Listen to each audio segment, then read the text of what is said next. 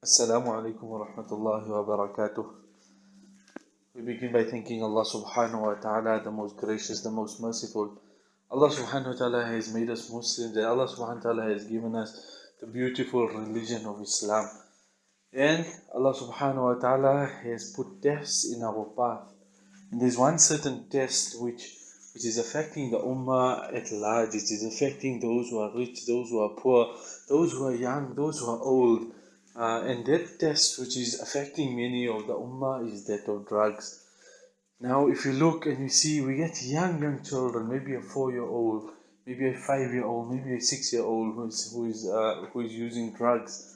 Sometimes it is due to seeing his parents, and maybe he has a father or a mother who is a drug addict, and he sees his father smoking drugs, and the father carelessly or he neglects the son, and as he finishes his drugs, he just drops it on the side of the floor and he walks away. And the small child, imitating the father, picks up the drugs and starts smoking the drug which the father had left behind. Like this, small young children end up going to rehab, trying to rehabilitate their young lives. You get youngsters who trying to escape, who have low self-esteem, who have issues at home, who have issues at school, who have issues with their friends due to peer pressure, trying to fit in, who might want to try and take drugs. Sometimes it can be an incident which is happening and the child wants to run away from it. Many times you are brought up in today's world where we come from single parent homes, and so much of pressure in the single parent family where one parent is taking the responsibility of bringing up this child, of maintaining the home, of enforcing discipline, of being a breadwinner, and making sure that the child's emotional needs are met. So for one parent, this is a great task. And sometimes in this life of this parent, this young child feels very lonely and feels very alone. And sometimes they're not able to deal and they feel neglected in such a setup. You know, they say there's a pendulum which goes from like 3 o'clock which goes from like 3 till 6. It just moves from 3 to 6, 6 to 3, 3 to 6, 6 to 3. So this young child can't cope. Maybe it can be school pressure, maybe it can be social pressure. This child now is looking for an escape and is looking for a way out. Someday he has some difficult. You know, we're living in a time of instant gratification, where we want everything to be, everything must be instant. My happiness must be instant. My food must be instant. My career must be instant. And that quality of sabr and perseverance, that's a quality which is being lost. And that is a quality which Allah subhanahu wa ta'ala loves, because with perseverance a person has a lot of strong willpower. He himself has a willpower that he needs to be disciplined and he needs to complete a task. So a young child comes from a broken background, or he comes from a place where he's trying to fit in. Even if you walk into the masjid, you'll see a group of friends sitting. You'll see one group of friends sitting on the left, one group of friends sitting on the right. You'll see some are scruffy, some are very smart looking, some are very stylish, some are very branded. And if you want to fit into any of those groups, you've got to fit into what that group stands for. So a young child walks in and he wants to fit into a certain group. And he looks at a group and that is what he sees, and he sees what he needs to do to be part of that group. Now, my dear friends and brothers, this young child, when he starts taking his drugs, he hits a high and he goes from 3, he goes all the way up till 9. Now he's hit the peak and he's hit a high and he's really happy. But as high as he goes, he comes back down. And the pendulum doesn't stop when it comes to 6. It goes 6. It goes back down and it goes into a depression, into a sad state, until it starts hitting 3. And thereafter the youngster is looking for this happiness again. He takes his next drug and he tries again to reach that state of number 9. But as time goes, the effect is not as strong. And the time comes when he's constantly He's constantly sitting at number 3. And as he takes more drugs and he takes more drugs, the time comes when he's so addicted, he's a slave of the drug. He cannot think, he doesn't use his mind, his brain switches off, and his body does all the talking. We are ashraful makhluqat because Allah subhanahu wa ta'ala has blessed us with intellect. That's what makes us so different from the rest. That's our outstanding quality from all the different animals. And Allah subhanahu wa ta'ala has given us intellect, and we can choose what is right and we can choose what is wrong. We have a choice, and we see, and we can choose either the right path or we can choose the wrong path. When a person is addicted to drugs, his intellect stops working. His brain stops functioning. He's no more thinking with his brain. His body is demanding.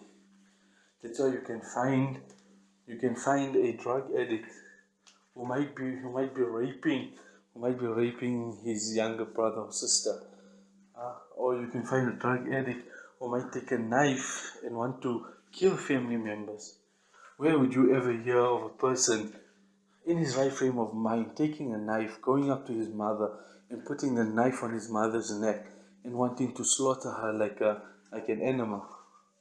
That is something which is beastly, that is inhumane.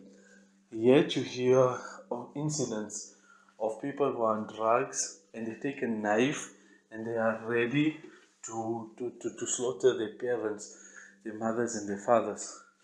Those who held their hands when they were babies, who wiped away their tears, who kissed them when they got hurt, who when they were sick held them to their chests after long tiring days at work, and the child is sick, they were the parents who wrapped them up in blankets and kept them warm even though they were extremely tired and wanted to sleep.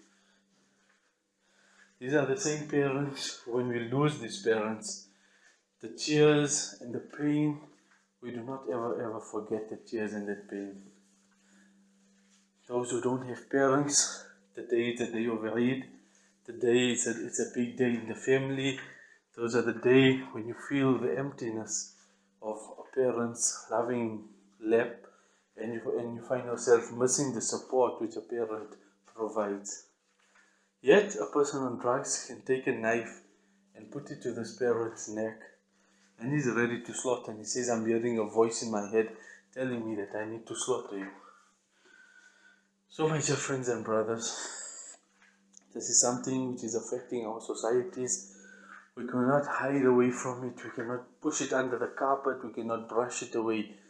But we need to stand together. As families, we need to stand together. We need to be there for each other. A single parent is so much of pressure on this parent. This young child growing up whose mind is so impressionable, we need to make sure that we are there for this child. We need to make sure that we are a part of our children's lives. Today we live such separate lives. We're living in one house. There's a saying that if you want to look for your children and you want your children to come to you, just switch off the Wi-Fi. Then children will come out from where and where. Your children will start creeping out, and maybe even the neighbors will drop in for a knock. We are living in one house under one roof, but we're in total different worlds and we're in total different pages. We need to teach our children perseverance. We need to teach them good qualities from young. We need to make lots of dua for our children. We need to keep an eye on our children's friends, which is so important. Today we give a young child a cell phone, and who is the child's friend, who the child is chatting to, we have no idea. Where is the friend of the child?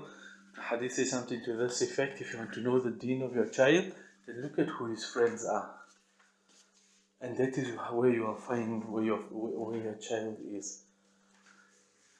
So we need to be very active. We need to be our children's friends. At a certain age, our children need to have that kind of a relationship with us where they can come and discuss their problems and they don't feel so alienated, where they feel they can't approach their parents, they can't speak to their parents, they have no relationship whatsoever with their parents. and they start going into a totally different vibe, into a different world. May Allah make it easy. This is not an easy path to take. All our solutions we'll find it in the deen of Islam. Islam has the most beautiful teachings, and the best way that we as an ummah can do is to follow the teachings of Islam. No matter what condition we are in, we need to ensure that deen is the foremost in front of me, and that is who I am following. For my success will be in this dunya and in akhirah. I will be successful if I am following the deen of Allah subhanahu wa ta'ala. That person who protects the deen of Allah, Allah subhanahu wa ta'ala will protect him. So my dear friends and brothers, I leave you with this message inshallah, and I hope inshallah that Allah subhanahu wa ta'ala protects each and every one of our ummatis from the scourge and this filth and this fitna, and those who are in this fitna, may Allah subhanahu wa ta'ala make it easy for you.